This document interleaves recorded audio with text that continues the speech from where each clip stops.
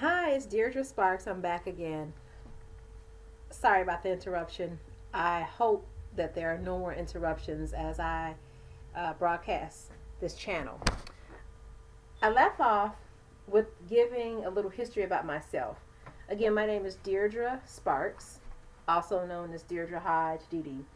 And I was explaining about how what I do. I do voiceovers and I animate my pets. I've been animating my pets since I was around 11 years old. I talked about how I would animate my fingers as people, dad, mom, children, two different families. And so I started animating pets. I started off with this one pet named Sadat. Sadat was one of my pets when I was around 14 years old, and his name was Sadat, named after Edouard Sadat, the former Egyptian president. He had a very unique voice. All of my pets have very unique animated voices, and I will recollect his voice and introduce you to Sadat later. Sadat passed away. Unfortunately, he passed away in 1980. In June of 1987, the neighbor who lived next door to my family's house at the time poisoned him. Left rat poison down and poisoned him, and he died. And so after that, I didn't. I took it really hard, and I didn't have a pet for a while. Then later on, I want to say about 5 years later, we got, uh, no, I take that back. We had another dog named Samson. Samson was a German Shepherd. And I had a cat named Whitey, a cat named Puff. Had voices for all of them. Samson, his voice was more laid back, mid-tone pitch, and I'll go over these different voices later on, but I want to focus on who the channel is about right now, Chloe and her cousins and relatives.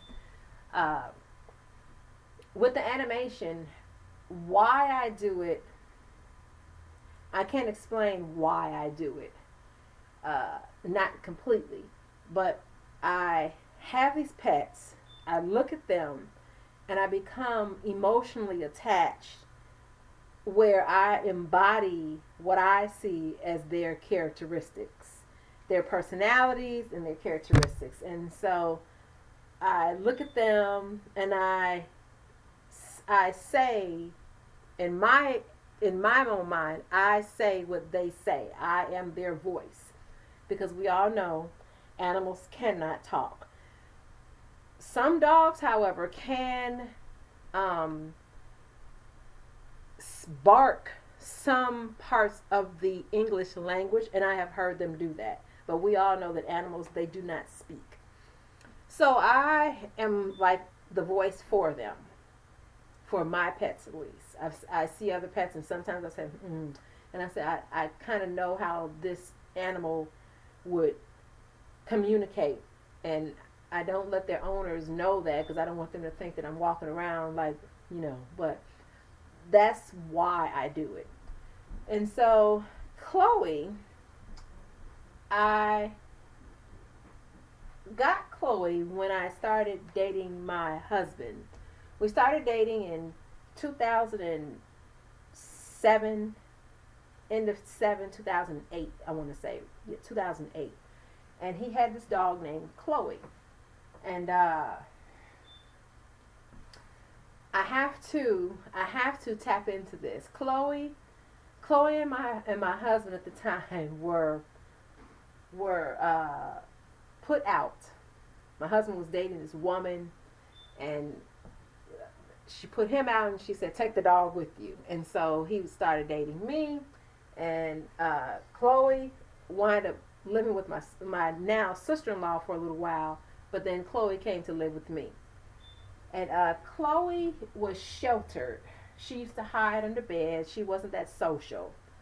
And so when I took her in, I noticed that she wasn't as social. And so I was trying to figure out her personality. So once she got to know me and I got to know her, I started figuring out Chloe's voice. And once I did, we just hit it off. And she knew that that voice was hers.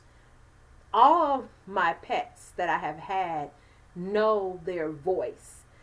My dog, I'll back up. My dog Samson and Sadat used to sneak up to my high school. And people would say, "Hey, Didi, your dogs are outside." And I'm like, "Really?" And so I'd go outside and I'd see them. They'd look. Or if they didn't see me, if I animated their voice, they would look around and they'd know it's her. It's Didi. So Chloe knew her voice. And so started animating Chloe. We got married. We had a baby, Sophia. Chloe and Sophia. Chloe at first she didn't know what a newborn baby was. We brought Sophia home from the hospital. Sophia was 5 pounds 2 ounces, but to Chloe it may have looked like some type of animal that she's never seen before.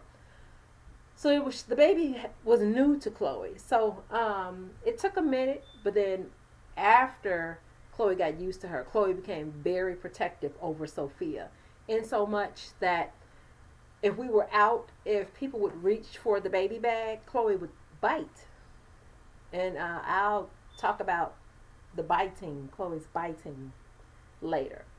I want you all to enjoy this channel. It is very humorous. Very, very humorous. A lot of times you may not see me on the screen. You may just hear me. But I'm allowing you to meet me first so that you can have your aha moment of, "Oh, okay, I see. It's like, this is why she does this." And, oh yeah, it's like something's going on in that brain. It's like, yes, it's hard to explain.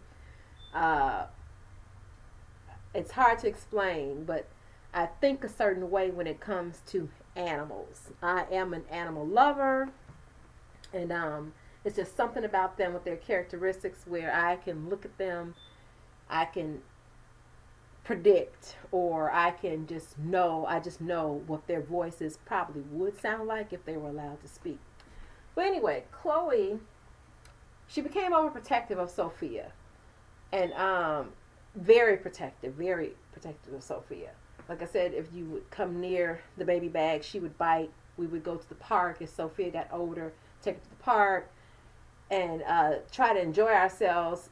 But the moment we would let Sophia play in the park or on some of the little park rides, if people came near her, even children, Chloe would just bark nonstop. And try this park that we used to take Sophia to. There was no dogs allowed. They had to stay outside the gate. Chloe would constantly bark and try to get inside of the gate to get to the person that's coming near Sophia. And so Chloe gained this reputation about barking. She also, though, gained a reputation about biting. Mind you, she was only about, I would say, 10 pounds. If she ate good over the winter season, she might get up to 12, but her regular weight was around 10 pounds. So she was a tiny, tiny something, but she was fierce. And I'm talking past tense of her now, but I usually speak in present tense of her. But Chloe was fierce, and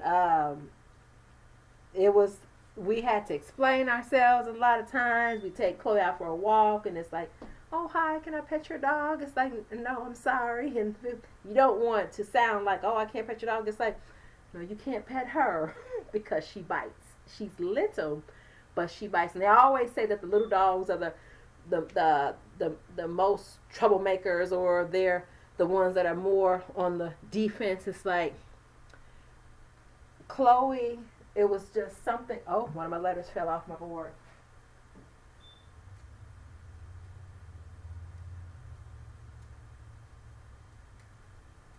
Got that. I'm going to create a new board. Like I said, I am new to this, and I've been wanting to do this for such a long time. I've been wanting people, the world, to hear Chloe's voice, and don't I didn't know how to contact or get in touch with the voicing community. And so I'm using YouTube as a platform, because in this day and age, social media is so powerful, where you can voice your opinion, post it, and it's open to the world to look at it, to hear it, to see, to view what you have to say, what you're doing. So I'm using this now. I am not a social media fan, because there's a lot of negativity on social media. But this here, like I said, is something I've always wanted to do. Voice professionally, voice animation professionally, voiceover. So now I'm letting the world in on what is like my little secret. So when people see me now, it's like, oh my gosh, it's like she has all these voices wrapped up inside of her. But anyway, back to Chloe. I talked about how she's fierce, how she's so protected with Sophia, and her biting. So, we lived on 35th and King Drive in Chicago, Illinois. And we had neighbors that they all knew Chloe. We had this one neighbor. He wanted to, we used to have a lot of get-togethers, a lot of parties. And so we had this one neighbor. You know what? I'm going to pause and I'll get back to that story. I'm going to give you a little bit more history about Chloe and a little bit of information about this particular illness that Chloe died from, that can affect female dogs that are not properly fixed. So I'll be back to tell you the story in just one moment. Thank you.